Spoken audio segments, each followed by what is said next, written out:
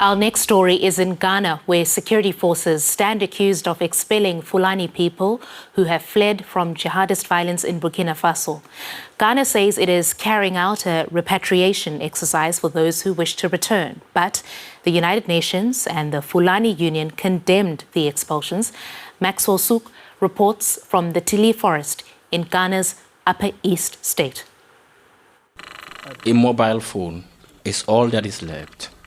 Osman Inusa looks through the burnt-out remains of where he used to live. His accusation is as simple as it is chilling. Armed Ghanaian security forces raided their settlements in the forest, burned down their huts, and forced them to flee. I went to tend my cattle. When I got back, security men with guns were rounding everyone up. I wanted to get my things, but they stopped me. Only now, some of those forced to leave have dared to come back to fetch their belongings.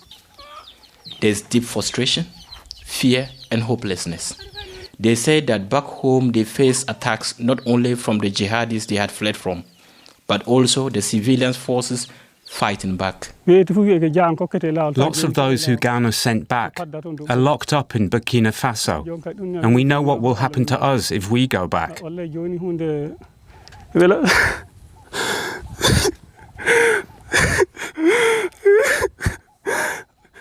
When we fled here, people welcomed us. We lived peacefully. Now they are sending us back to Burkina. What will our fate be? The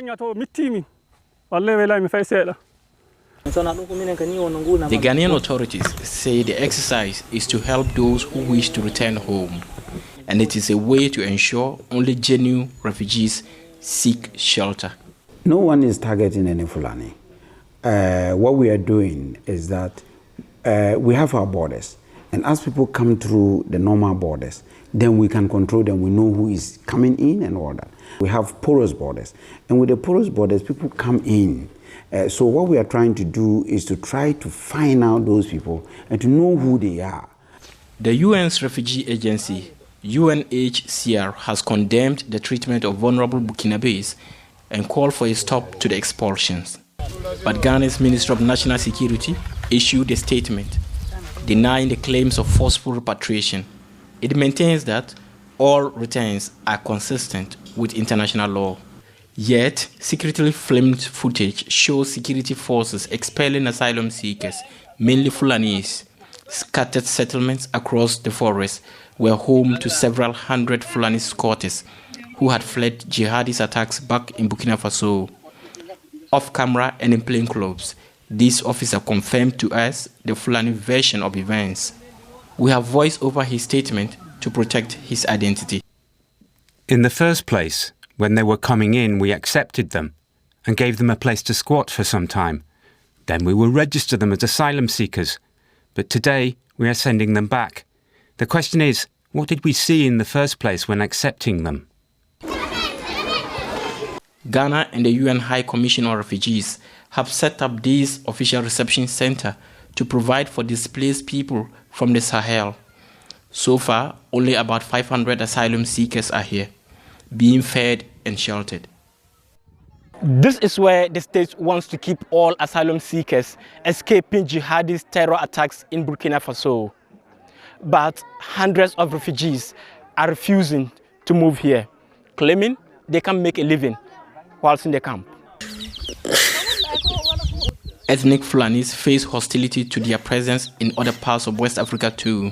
Many of the Fulanis here say that the actions of the Ghanaian authorities seem to echo the broader xenophobia and distrust directed against them.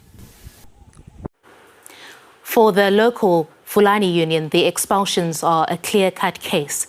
They say Ghana is discriminating on the basis of ethnicity. Our life has gone so far difficult right now because that gives the other tribe also, when something happens, without even finding the solution or without even finding whether it is true or false before they act. Because they are seeing right now the government is doing the same thing. What is going on right now also, we are totally condemned it because it has come and condemned our life again in Ghana because many of the other tribes are seen as, yes, They removed them from Burkina, they ran from Burkina, and now they are retaining them by force because they are all criminals.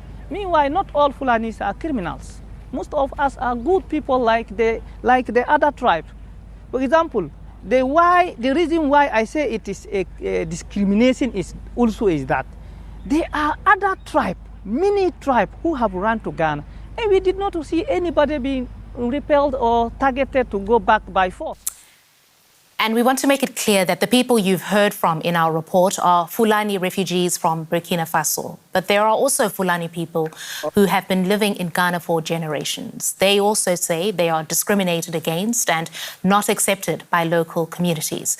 My guest now, who joins me, has researched on how the Fulani are marginalized in Ghana. Isaac Nsia is a PhD candidate at the Institute for African Studies at the University of Ghana. Welcome to the program, Isaac. Some of the Fulani have been in Ghana since before independence. How many of them are there, and how do they self-identify? Thank you very much for having me, Christine. Yes, the Fulanis, most of them, for example, those that I'm dealing with, the second generation Fulani, they've been in Ghana since independence. Some of them were born before Ghana's independence, 1957, before. And they've been in the country for quite a long time. And some of these Fulanis have got descendants. Okay, so the grandfathers, their fathers have been in Ghana for quite a very long time. And also, they have been integrated into the politics of Ghana. And some of them, for example, where I'm working right now at Agogo, most of them have been integrated into the agrarian society of that area. So they have been, some of them have been here quite a long time in Ghana. And could you describe for us how some of the citizens that are excluded from society in Ghana are excluded? You've talked about some who've been integrated. Yeah, so there are diverse ways that manifest their exclusions. For instance, with regards to what I'm currently doing right now in my project, with regards to citizenship and IDs that have been introduced for citizens to use. So most of these Fulanis go to these bureaucrats for their IDs. They have all their requirements and everything.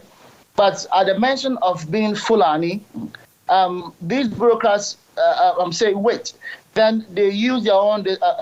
They use some ways that are not procedural, are not kind of formal, in terms of just to frustrate these Fulanis and also subject them for long hours of vetting, and also at times demand all sorts of documents that are not important to the registration. And these at times sometimes frustrate them that they leave the centers, and also at times also lead to conflict, and then create a scene for the media to come in. Isaac, what stereotypes persist about Fulanis among the majority population in Ghana? I imagine this might be weighing into the treatment that Fulani people experience. Yes, so the stereotypes and prejudice are historical. And I think they find their way to fit in contemporary issues. So the Fulani have ethnic minority have got checkered history with the Ghanaian state and society. So in one time they were in charge of meat supply, and then in 1970s the government took it away from them, and then there were conflicts between the herders and the farmers in certain societies, and also that led to expulsions. And also in Ghana, if you mention the Fulani, it creates certain cognitive categorization that these guys are not from here. These guys are not Ghanaians. They are aliens. They are strangers. They are rapists. They are uncivilized.